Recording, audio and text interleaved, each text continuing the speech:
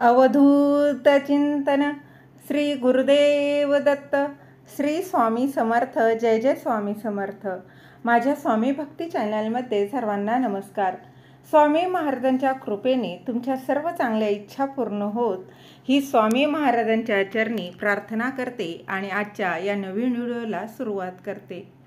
श्रावण महिना सुरू झालेला आहे आणि या श्रावण महिन्यात प्रत्येक आईनं आपल्या मुलांसाठी या ज्योतीची पूजा अवश्य करायची आहे. तर ज्योतीची पूजा कशी करायची, त्याचबरोबर कोणी करावी, श्रावणात ज्योतीची पूजा करायची असते आणि हिला जरा जिवंतिका असंही म्हटलं जातं. प्रत्येक आईनं आपल्या मुलांच्या मुलाला नेहमी सुख मिळावं, त्याच्या आयुष्यात कधीच दुःख येऊ नये म्हणून प्रत्येक आईनं आपल्या मुलांसाठी ही सेवा करायची आहे. आपल्या मुलाला नेहमी सुख, समृद्ध, आरोग्य, दीर्घायुष्य प्राप्त व्हावं यासाठी ही सेवा करायची आहे. आपल्या मुलांच्या रक्षणासाठी, त्यांच्या प्रगतीसाठी ही ज्योतीची पूजा करायची असते. तर ज्योतीची पूजा बघा फक्त श्रावण महिन्यातच करायची असते. श्रावण महिन्यातील शुक्रवारी ही पूजा जी आहे ती करायची असते. पूजा करत असताना ती कशी करायची, कधी करायची, नैवेद्य काय अर्पण करायचा, बघा या श्रावण महिन्यामध्ये जेवढे काही शुक्रवार येतील तेवढे शुक्रवार त्यांची सेवा करायची असते. ज्योती म्हणजे लहान मुलांची देवी मानली जाते आणि हिला जरा जिवंतिका फोटो किंवा नागनरसोबा देखील म्हटला जातो. श्रावण महिना सुरू झाला की पहिल्या दिवशी काही भागात हा जरा जिवंतिकेचा फोटो भिंतीवर लावला जातो किंवा पाटावर मांडून तिची पूजा केली जाते. तर काही भागात नागपंचमीच्या दिवशी हा फोटो जो आहे तो लावला जातो. तुमच्याकडे जशी पद्धत आहे त्या पद्धतीने तुम्ही लावू शकता किंवा बघा नव्याने जरी तुम्हाला सुरुवात करायची असेल तरी तुम्ही करू शकता. त्याचबरोबर तुम्ही सवाष्ण असाल किंवा विधवा जरी असाल तरी देखील ही सेवा, ही पूजा करायची आहे. बघा शेवटी आई ही आई असते. प्रत्येक आई बघा मग तुमचं मूल लहान असो, मोठं असो, अगदी लग्न झालेलं असो, त्याचबरोबर तुमचं मूल जर बाहेर कुठं हॉस्टेलला, परगावी जर शिकत असेल, जॉब करत असेल तरी देखील ही पूजा, ही सेवा आपल्याला करायची आहे. बघा प्रत्येक आई हे आपल्याला मूल झाल्यानंतर स्वतःचा कधीच विचार करत नाही. प्रत्येक दिवस, प्रत्येक विचार हा आपल्या मुलाच्या सुखासाठी, मुलाच्या प्रगतीसाठी हा ती विचार करत असते. माझ्या मुलाला नेहमी सुख मिळावं, त्यांना कधी दुःख, कुठलाही त्रास होऊ नये म्हणून आपल्या मुलांसाठी आपली अगदी बघा तुमचं मूल कुठेही असो तरी देखील ही पूजा आवर्जून करायची आहे. आपल्या मुलांसाठी, त्यांच्या दीर्घ आयुष्यासाठी ही सेवा आहे. याआधी कधी तुमच्या घरात ही जरा जिवंतिकेची बघा पूजा केली नसेल तरीही तुम्ही करू शकता. नागनरसोबाचा फोटो लावायचा आहे. फोटो बघा, फोटोमध्ये जरा जिवंतिकेचा फोटो असतो आणि ही पूजा नक्की करा. झालं तर बघा या सेवेनं चांगलंच होणार आहे. जरा जिवंती ही लहान मुलांची देवी आहे. तर आपल्या मुलांचं संरक्षण व्हावं यासाठी ही सेवा करायची आहे. अगदी साधी सोपी सेवा आहे. फक्त श्रावणातच करता येते. मग तुम्ही ही सकाळी करू शकता, संध्याकाळी कधीही करू शकता. कारण जेव्हा आपण ज्या दिव्याने, ज्या बघा ताटाने जरा जिवंतिकेची पूजा करणार आहोत, औक्षण करणार आहोत, त्याच दिव्याने आपल्या मुलांचं औक्षण करायचं असतं. मूल घरात असतील तेव्हा तुम्ही पूजा केली किंवा मूल जर बघा बाहेरगावी असतील तर मग अशा वेळी काय करायचं, तर सर्वात आधी जरा जिवंतिकेचा फोटो भिंतीवर तुम्ही देवघराच्या बाजूला चिटकवा किंवा पाटावर मांडून घ्या.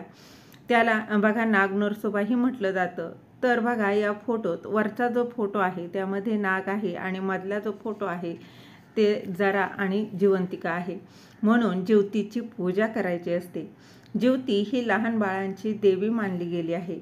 आपल्या मुलांचं संरक्षण व्हावं, त्यांना सुख, समृद्धी, त्याचबरोबर आरोग्य चांगलं मिळावं, दीर्घायुष्य व्हावी यासाठी करायची असते.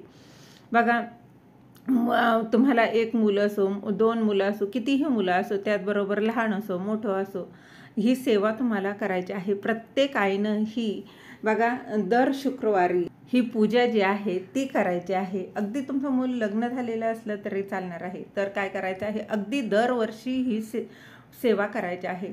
सर्वात आधी फोटो बघा तुम्हाला भिंतीवर किंवा पाटावर मांडून घ्यायचा आहे.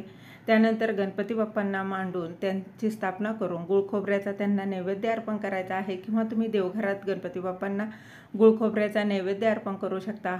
त्यानंतर जरा जिवंतिकेला हळद कुंकू वाहून अक्षता अर्पण करायचे आहे. त्यानंतर त्यांना नैवेद्य बघा, ही सर्व पूजा करत असताना एक मंत्र जो आहे तो देखील म्हणायचा आहे. तर तो मंत्र असा आहे, जरे जिवंतिके देवी बालयुक्ते प्रमोदिनी रक्षार्वते महाशक्ती पूर्ण कामे नमोस्तुते. हा जो मंत्र बघा तुम्हाला स्क्रीनवरती दिसत असेल, तो मंत्र तुम्ही लिहून घेतला आणि नंतर तुम्ही पूजा करताना म्हटलात तरी चालणार आहे.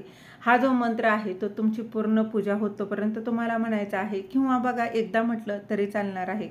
त्यानंतर जरा जिवंतिकेला कापसाचं वस्त्र तुम्हाला करून घालायचं आहे. त्यानंतर दुर्वा आणि आघाड्याची माळ अर्पण करायची आहे. दर शुक्रवारी, श्रावणातील दर शुक्रवारी ही सेवा करायची आहे. फोटो मांडणं शक्य नसेल, देवघराच्या बाजूला फोटो चिटकवा. बघा अगदी 10 रुपयाला तुम्हाला हा फोटो भेटेल, किंवा तुम्ही प्रिंटही काढू शकता.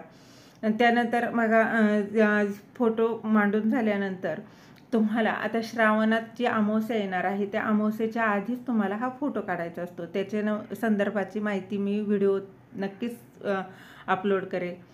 आपल्या मुलांचं या दिवशी औक्षण देखील करायचं असतं. तर श्रावणातील शुक्रवारी ही पूजा करून झाल्यानंतर ज्योतीची आरती करायची आहे.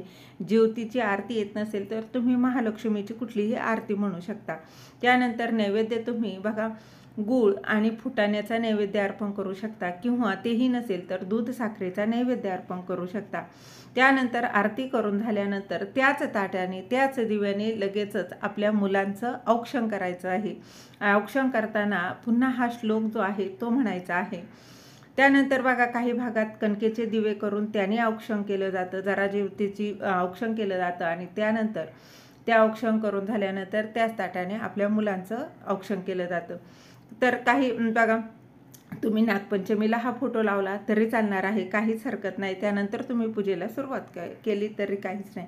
त्याचबरोबर तुमचं मूल हॉस्टेलला असेल किंवा परगावी कुठे शिकायला गेलं असेल, जॉबच्या निमित्ताने गेलं असेल, तर काय करायचं आहे, जरा जिवंतिकेचं औक्षण केल्यानंतर आरती करून झाल्यानंतर लगेचच चारही दिशेला तुमच्या चारही दिशेला तुम्हाला औक्षण करायचं आहे, आणि थोडे थोडे अक्षता म्हणजे तांदूळ चारही दिशेला टाकायचे आहे, आणि हात जोडून जरा जिवंतिकेला प्रार्थना करायची आहे, हे देवी माते माझ्या मुलाचं संरक्षण कर, त्याला सुख समृद्धी आरोग्य चांगलं मिळू दे, दीर्घायुष्य लाभू दे, यासाठी जरा जिवंतिकेला हात जोडून प्रार्थना देखील करायची आहे.